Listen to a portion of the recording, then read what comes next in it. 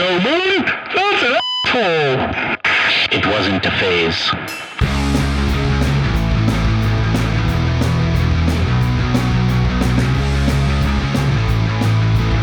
Hello everybody, welcome back to the Senior Citizen Podcast, and today we are here with what we're going to label Omnisium, but there's a medley of bands here as far as I know and or will be concerned.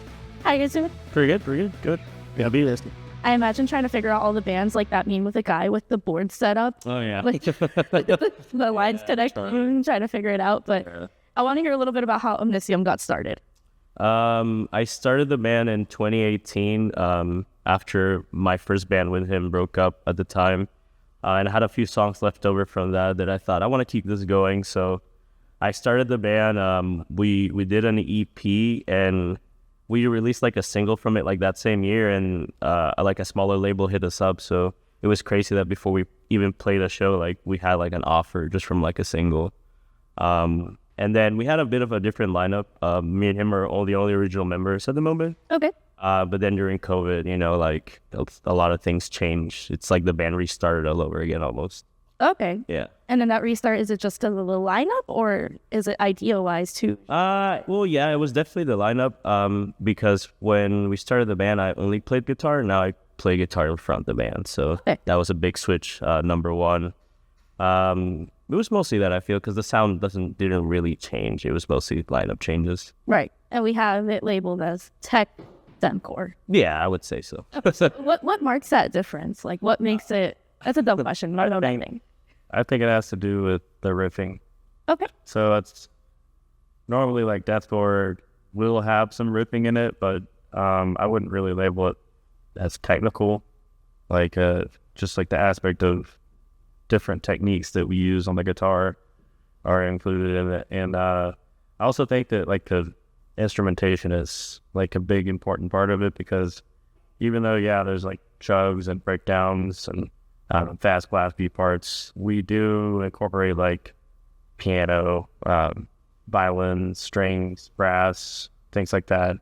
Synths, whatever we can throw into it that makes it just add to the song, we will. That's super cool. So is all that recorded and then in a live show it's just a track, or do you have a violin? Nah, I wish we have those things back in. We love to have like maybe a keyboard player because they could cover a lot of ground that way. Yeah. But we haven't had any luck with that. But yeah, everything we pretty much like just ride at home and just have it play through backing tracks. Okay. Oh, super cool. But I do have like a dream of one day if I could play with an orchestra. Like it's in like my bucket list things. I don't know if you saw a couple months ago, actually, the UM School of Music, they put together that orchestra. That was It's Brayton, Knapp, and Dawson Fudd. Yeah, I saw that. I was like, they're leaving my tree. I did not. There's a recording of it up there too. It looked really cool and it sounded really good. Yowny vibes. Yeah. So what? Yowny Malmsteen. It's the guitarist, so he shreds and he's played with orchestra. Metallica did that once too. They did a concert with like an orchestra. Yeah, I would love that. So there's kind of like symphonic. Yeah. I'm a big fan for like video game soundtracks. Mm-hmm. So it kind of comes from that a lot, like just enjoying that sound, and like I always thought, oh man, this was so really cool with blast beats and riffs over it. What mid-note game? Definitely like the Dark Souls stuff. I don't blame it more. Yeah. Okay. Oh, there's stuff like that too. Yeah. That's nice. I'm wearing a Blood Mode shirt too, so it's like I literally wear it on my sleeve.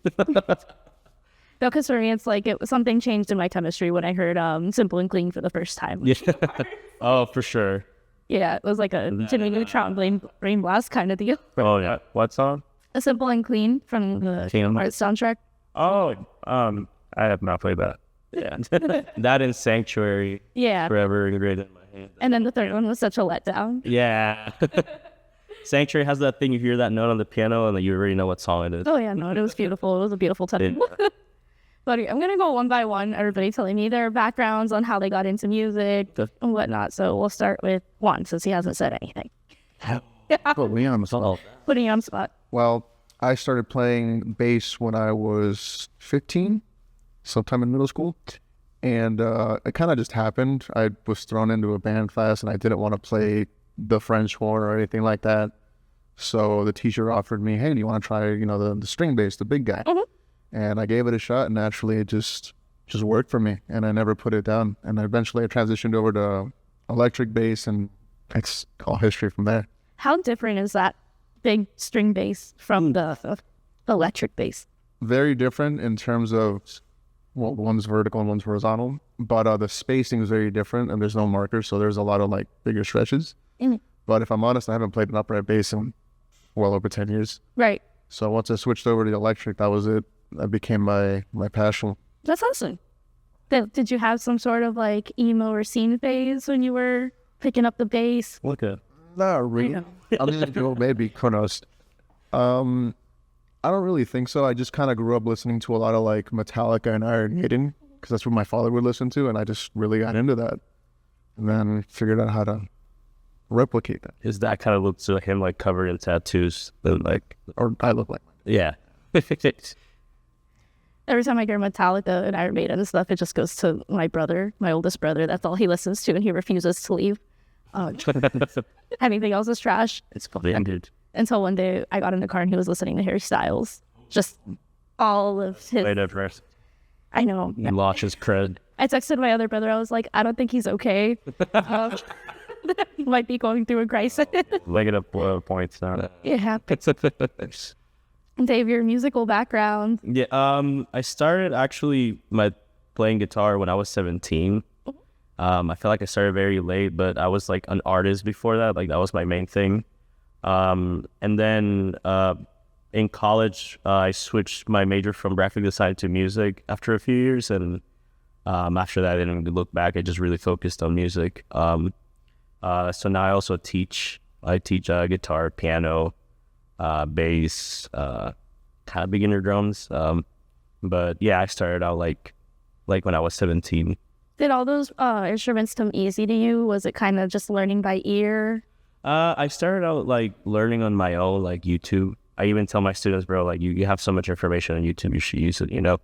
But then in college, after a few years, like I started taking lessons, and I feel like that definitely like helped me like go from like here to like understanding the instrument better. I really got a little bit into theory. I wouldn't say like I know like all the theory in the world, but I definitely feel like I got enough from it where like I can use it, and it helped me understand things a little bit better.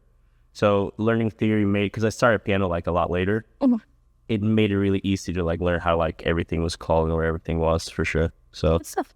Okay, so college helped you refine those skills, basically. I'm also just the kind of person that's not very good at doing something if like I don't actually understand it. Right. You know, where like I have so many talented friends that like don't know any like music theory, and like I consider them to be like so more ahead of me, but I feel like if it wasn't for that, I'd be like completely lost. You know? I think understanding the mechanics of it to a certain extent helps you just set that difference between you and the next guy, which is probably why you can teach it as opposed to just I'm gonna play it. Can you explain any sort of music theory to me now? Because now I'm peaked. Like, what would it be like? Everything is based on whatever chords are being played. That's why if you ever hear like mashups of songs, and you're like, how does this song work on top of another one? It's usually because everything's based on chords. okay, You know, like it's like almost like the blueprint of what like a melody is gonna be, or vice versa. You know? So like, I'm trying to think of like a way to explain that, like a scaffold. Yeah, Pretty much the same thing. Every other song is like chord progressions that sound similar, and why we use them is because we're used to them. So we just build off the same chord progressions, really. Sometimes we make new ones, but it's hard. No, it is. I think I also definitely feel like a lot of the time music theory sounds a lot more complicated than it is, you know? Because I'll see it in my students when like I'll teach them a little bit about theory, like, and then they're like, oh, like I thought this was like rocket science. It definitely isn't. I also feel like the term theory scares people off because it makes them feel like there's like this set of rules that you have to follow. Or like I feel like music nomenclature would be a better name because it's not so much rules, it's just us naming things. Like a very basic thing is like, oh, a major chord sounds happy when you play it. You change one note from that major chord, now it sounds really sad, you know? Some people may not find how that chord sound to be sad. Like if you hear a really sad song, right, it most likely has a minor chord in it. Okay. tonality in it, you know. And then you hear something more like you hear like a marching band play, like it's more uplifting. It's in a major key, for example. Now you've definitely seen, I'm sure you've seen in movies where they use like a really happy song in like a really creepy context, and it's just like makes it creepier. Yeah. You know, because you're expecting it to be happy, but in that context, it's no longer really like a happy thing yet, you know. So that's why, like, I don't think it should be called music law, because then someone could say, well, this isn't a creepy scene. It's still happy because the song's happy. So no, really look at the context of where it's being played. You know? Okay, so I asked the question because music theory does sound intimidating. Like it's something like, oh my God, I'm never going to understand this. But you just simplified it. I hope so. That, like, anybody, even if I don't know music, I understand now what you're talking about. So thank you for that. Did you have any emo phases growing up? Oh, for sure. I was dying to like part my hair in that style, and I had I grew up in like a very like religious sheltered home. So like me having long hair when I was a teenager was like a big deal. I had to like fight to like have the style, you know. Right. I had to have like my band shirts growing up, you know, so I could wear them at school. You hid your band? Oh, I had to, and eventually they would get found and thrown away, you know. So it's like I had to suffer for my scene. What bands were they? What were the bands that marked you? Oh, at the time it was like Killswitch Engage, man. Like, you know, August Burns Red. Like that's what got me into metal, I would say, or like extreme music. And then it went from that where like I remember I had a friend that showed me Suicide Silence, and for my birthday he just bought me a shirt, even though I didn't listen to them. Here, you look cool. Yeah, and I thought, well, I want to wear this shirt. Like I don't want to be a poser, so I have to check this band out now. And I enjoyed it, you know. Right. That shirt lasted me like a month, unfortunately. Yes. No, sometimes the band merch was so good that it was like, oh, I want to listen to them. Yeah. The merch is cool and I want to wear it. I remember that happened to me with, well, they're one of my favorite bands at this point, but Man Overboard. Oh, yeah. They had the Defend pop punk shirts, and I'm like, these are so cool. Yeah. I still have mine. It's all... Those were cool. I like seeing bands that would take that and like they would put like a different, because it had a gun, you know, like it would say like Defend like death metal. Right. You know, I love that. I love rips like that. Exactly. And I saw one at Fest last year that it was something about like defend trans kids or something like that. And I told the person, I was like, cool, I have the original one. And they were just like, the fuck are you talking about? Like, you will tell you like I threw a second head. No. Come on. Yeah. But yeah, Tanner, tell me about your musical background. I'll be honest, it started with Guitar Hero. Like I was playing Guitar Hero and I'm like, dude, this is really fun. Like I want to try it on my own. So I bought my first stack guitar from Walmart with a little itty bitty amp, and I would watch YouTube videos like Killer Buckeye and HXE Neil and just try to like emulate it. I really didn't like pick up music theory that early on, but yeah, I joined a band with him, and he knows a lot about music theory, so kind of like pass it on to me. And I do like music theory. I like learning about it. I wouldn't say like I know everything about it, but I do try to like implement it into my music to kind of make it make sense, because I kind of tend to make really weird music, and it comes from like a place of me really liking depressing music or just off the cuff kind of just weird music. Yeah, and guitar, I feel like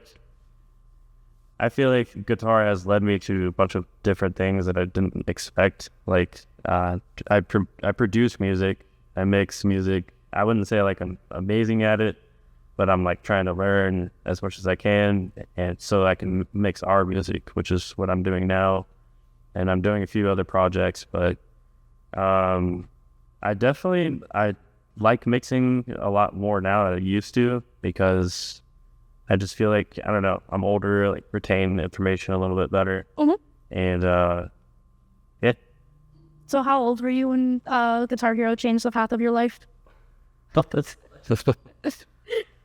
was like 14, I'd say.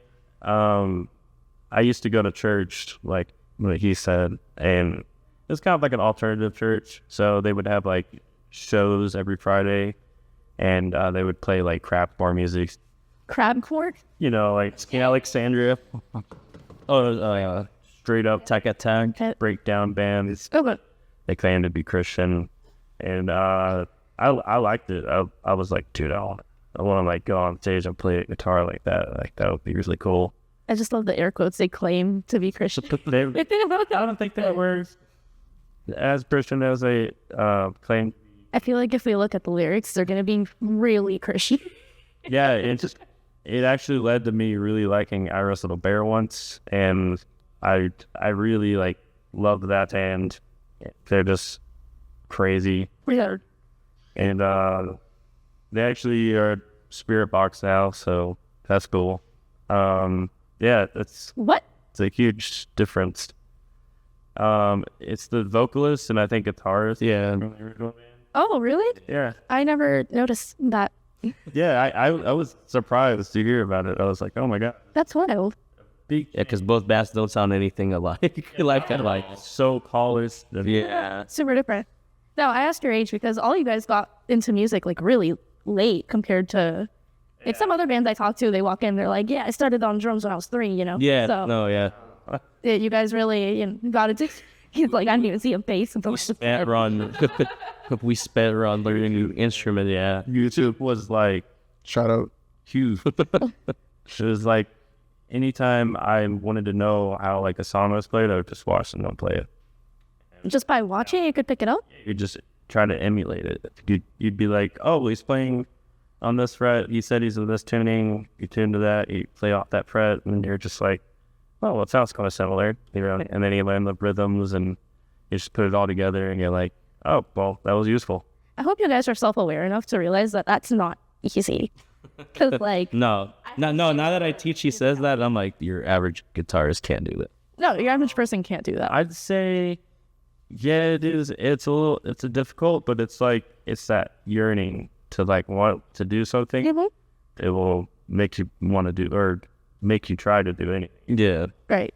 No, the only other person in my life that I've met that was like, well, before doing the podcast, obviously, but like that could just pick stuff up like that was my brother, the one closest to me in age. He's a musician in bands now too, but he was just insane. Like they bought him a cheap little guitar and he could, get all shit, and then drums and everything he picks up, he knows how to play. It's insane. That's cool. I say he took all the musicality from the womb because I have none of it. But Tanner, what about any emo scene phases? We hear a little bit about the church music that was played and what you got into, but I was in deep. you were in deep. Well, yeah. Did you have the side swoop? Well, for my Valentine Oh man, hoodie, and my hair was off to the side there with the bright yellow highlights, yellow highlights, The gauges. ice gauges. and your ears just shrunk back. Yeah, I had zeros. Oh, okay, that's the point of note. They just came back, I guess. But yeah, it was huge, and I had an emo girlfriend. Like You still miss her to this day. we were at deep. Like I loved that phase of my life. It was depressing, but it was fun. If it was depressing, but you look back now, it's like it's not that. It wasn't that bad. Kind of cringy. It's a little cringy. I found my middle school Facebook pictures the other day, and it's like I want to pass away now. It was so It's embarrassing. I saw a photo, like I want to say like a few weeks ago. My friend Kelty and I hadn't talked to her for like a decade. Mhm. She's like, I just got this picture of me as me sitting on the sidewalk, and I have the haircut I just described to you, and I'm wearing like cut off sleeves and super short shorts. It's awful. The short shorts came back though. Disgusting. They did. The Vody shorts came back. The jorts too. Oh yeah, they're big right now. All right. So what's the plan for Omnisium? What's that dream goal? People tell you that. Keep releasing music, and try to make it the best that we can, and whatever happens from that happens, because like I had this project since 2018 now, and there was a few times during COVID that I thought, like, especially with like the lineup changes, there's a few times where like there was it was just me and him and this drummer we were trying out at the time, and I thought, I don't know if like I should keep this going because I feel like I'm beating my head against the wall, but I realized that I didn't care. Like, it's something that I'm just gonna do forever, like Omnisium specifically. So like if I'm like 80 and like just programming music on the laptop, I'll still be doing Omnisium at the time. Okay. You know, and I'm fortunate enough that like I have a job where like I play music too, so like I feel like I'm already doing like the final goal for the band now, like, especially now that I have like a really solid lineup, probably my favorite lineup that we've had. I think like I'm excited for the new music we're gonna release, because we took a break for a bit of like, because again there's no lineup. I didn't know if I was gonna do vocals, if I was gonna find someone that I thought fit, but I just realized, let me just do it myself. You know, because I record all the music. For a little bit, I was writing all the music. And So I figured, well, I'm doing like most of the work. Like I run the socials and all that stuff. It's kind of, I'm ready from it. I'm just not the guy screaming right now, but now that's not the case anymore. okay, I'm proud of you for keeping it going. Tori? We have like a plan for like the theme that we're trying to go for, and right now it's kind of about like your self-worth and like getting through struggles, Yeah. staying resilient, and knowing who your friends are and knowing who's, you know, your enemy, and working against them. And we're close to like zipping that up, like have an EP ready. Yeah, we have an EP coming out, and we're like finishing the mixes, and yeah, we want like the vision for that kind of music. But then after that, we're gonna change it a little bit, and it's gonna get a little weird and spacey, and but we're still gonna keep it heavy and like thematic. Yeah. Okay. I think one big thing that changed when we switched vocalists too is like, especially with style of music, it's either like lyrics are usually either like, you know, sometimes like stories like of like fictitious stuff, whether it's like you see like the covers and it was like a monster or something gory. It's one of those things, you know, something edgy or something, which I do tend to enjoy. But one thing that I felt like while I was going through those changes during like COVID, I was like, oh, like I think I should write lyrics about how I feel right now, about like overcoming this really hard difficulty. And I feel like that's something I don't see really done in this kind of music right now. Just like, I guess it's more like a hardcore thing too, or like metalcore. And, you know, I grew up with metalcore, so it's kind of still like in my brain of like overcoming. And I always thought, oh, instead of writing like music for like a monster, like something gory, like I think I should write music for like overcoming adversities, for example, because it's something I was dealing with. And it's something I hope someone can resonate with, because I thought, well, like, you know, if I die tomorrow and like I look at like the last song I released and it's about like a deity just destroying the world, I would like be in the afterlife like, damn, I wish I would have said something a little bit more heartfelt, Right. you know. And I think that when you are vulnerable, that makes it more relatable for exactly. whoever is listening to it. Yeah. When I dove into you guys' music, whatever I found on Spotify this morning when I was getting ready, it really took me back to like my Born of Osiris. Yeah. That was That Born was of definitely Osiris. my favorite bands like back in the day. Yeah. Not anymore. I used to run a metal show, and there was a lot of Whitechapel, Born of Osiris, Veil of Maya, and stuff being played. I probably don't remember anything else. It was a busted up metal box Well, of stuff, and it was probably the best home. Like, to be honest, I peaked at high school. It's just same. So, and the funny thing is, you don't know you peaked until like way after you listen to yourself. You're like, I'm a goddamn. Too late. But no, guys, super cool. I just want to go over really quickly, lastly, your songwriting process now. Since so much has changed, like, where does it start? Where does it end? A lot of times it'll start usually like with me or an idea that I have, where like I write it down. We have this program called Guitar Pro that lets you like basically write down like your guitar notes and then play them for you. So like it's a good way to kind of like sketching out a song. But then I learned how to like start recording myself. So if I have like an idea, I just record really quick and save it. And then I'll try to finish the song from beginning to end with just like guitars.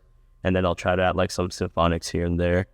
And now we have a bit of different, because now he's helping me write some of the new stuff too. So it's a bit more balanced now. It's not just me. Like, I feel like I to me, it's crazy when I hear someone else's ideas, and I tend to like it more than my own, because it's like, bro, I would have never come up with this. Like, it sounds so fresh to me because it's not in my head. It's not in my head bouncing like a million times. It's like, oh, I've heard this like a million times. Versus like when he shows me one of his ideas, like, oh, this is like so cool. Like, let's use it. You know? I think what like I tried to roll into is before we would try to make things super hard and tight. Yeah. And I would give it to him and be like, you know, I'm trying to one up him. Yeah. He's trying to one up me. Yeah, we're just in this battle. And though you couldn't play each other's songs. Oh, Oh, now we're rolling it into more of what it. Sure, it can be like that, and that's fine. Yeah. But what we're trying to go for is like theme. Like you want like somebody to feel something. Right. Yeah. When you hear someone's music, you want to feel something. Yeah. And you want to know why you feel that. And I feel like with a lot of deathcore lately, it's like how heavy can we be? Yeah. Like how brutal or crushing can we make this riff? And I think that's cool.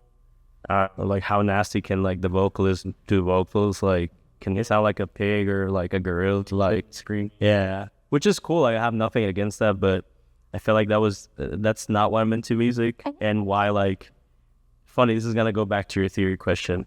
That now that like I'm writing the lyrics, there was a song that I actually wrote lyrics for first, and then I thought, well, if this song, it's very brooding lyrics, so I thought, well, I think for this song, most of the song should be very slow and heavy and brooding. It should have some melancholic lines on top of it, and I feel like that meshes better. Where before, like, I'll write a song before showing it to our vocalist, and then he would find lyrics for it, but I feel like there's a disconnect there. Because like you don't get to really, unless like you guys always talk about it like ahead of time, but you don't really get to like his vision of what the song sounds like versus me when I'm putting it like on paper, I guess, or recording it. It's like I said, disconnect. Right. It's his own interpretation, and it was good, but I still feel like it works a little bit better now that like I can think of a theme and tell him, hey, I want this song to have like, I don't know, maybe like a very sad ballad at one point, or like I want it to sound like really triumphant. So like let's put like a lot of brass in it from the get go. Yeah, and that's like really good at like supplementing. Like let's say we're stuck on something, and we don't know what to like write next. Juan's pretty good at like just like supplementing like a really good like riff. Right. And no, I feel like he's just a bass genius sitting back there. We build up. Well, I give him a guitar from time to time. He plays the guitar really well too, and there's a part in well, we haven't released it yet, but there's a new song, and he wrote like the entire like last 2 minutes of the song. Yeah, I was like, hey, I know I want like a really big breakdown at the end, but like I feel like again I come up with something, and like maybe it's like a new idea, but to me it's like, oh, it's like a remix of an old idea. Like if I run out of ideas now, like I like that I can bounce off of other people versus like, and our drummer, like he plays better than us. Like he's so good at guitar, and he's also a videographer now. He like up picks instead of like down picks, which is strange to me. But yeah, he shout out Frank. He has really good visions for songs, and I feel like that comes in handy when he's like writing the drums, right? Or what we're writing. Yeah, and it can kind of like enhance things. So it's great having musicians who all right. And it sounds like you guys have a really good system going down. I love that you have an open mind as to the ideas that are coming, and you're not trying to one up each other anymore. I feel like he just sits there absorbing everything, and as soon as you hit a wall, it's like, I got this. This is what basically. Yeah. So we close out every episode with a game. I don't know if you've seen it. And I have a list here of icks. 10. And basically you have to tell me if you think it's a red flag, a green flag, or a beige flag, where it's kind of like, it doesn't really bother me, but I can see it bother somebody else. Okay. They chew gum loudly. That's a red flag. Beige friend. Beige. Oh. They brag about themselves. Red flag. Red flags. I don't know. Red flag. We don't like confident people. I guess confidence is fine. Yeah. When you're like, no, I'd say it's just annoying when it's like unwarranted. Okay. So you're more on the beige side? Sure. They always have to top any story you tell. Well, it's beige. I would say it's a bit of a red flag. I feel like I may do that sometimes. At least we're self-aware. Beige. Beige. Beige. That's a red flag to me. That's so fucking annoying. They overshare on social media. I would say it's a beige flag because like I don't think it's bad, and I'm like, I want to know the tea, bro. Like, you're keeping tell me, excuse me, bro. Yeah, I'm fine with with that, but I wouldn't say I necessarily. Mm-hmm. Definitely beige. Green flag. I overshare on social media to say that that's... Hey, give us the tea. We're all guilty of it. They unnecessarily shorten words. Great. Let's just say green flag. Why many words will few do trick? Start with that too. That's exactly how it could. And the last one, they have a bad tattoo. Great. Are you feeling self-conscious, Juan? Do you have a bad tattoo? I feel like I'm Okay. I would say beige because like it's technically not their fault. It's a red flag in the tattoo artist. Okay. It means that they like to have fun. They're impulsive. So you said green flag? Green flag. Okay. So you should. give it a creep. Green flag. We're okay with bad tattoos. Okay. The butterfly tramp stamp. You know? Yeah. Okay. All right, guys. This is your shameless plug. I'm going to go ahead and let that camera know everything they need to know about Omnisium. We have a show coming up August 17th, Black Flamingo, with a bunch of cool bands, Lilith's Demise, Alethea's, Elucia's, Birth of Tragedy, and Revelations, who's having their EP release show. Shout out to them too. We released a song a few months ago. You guys should check that out. It's called Of Most Resistance. It's the first song with like this brand new lineup, and we have an EP that should be dropping this year later on. I don't know if I'm excited. A new song coming out fairly soon. We're actually in production with our drummer to do the video. Yeah, So it's not like soon, but that's a couple months. we're doing for it. And yeah, that's all I got. Yeah. All right. Thank you guys for coming out. Thank you. I deeply appreciate it. I'm excited to hear that EP whenever it does come out, and I will try to make it to Black Flamingo on that day. You guys make sure to follow Omnisium on Instagram and anywhere else. Check them out on Spotify, and we'll see each other next week on the Senior Citizen Podcast.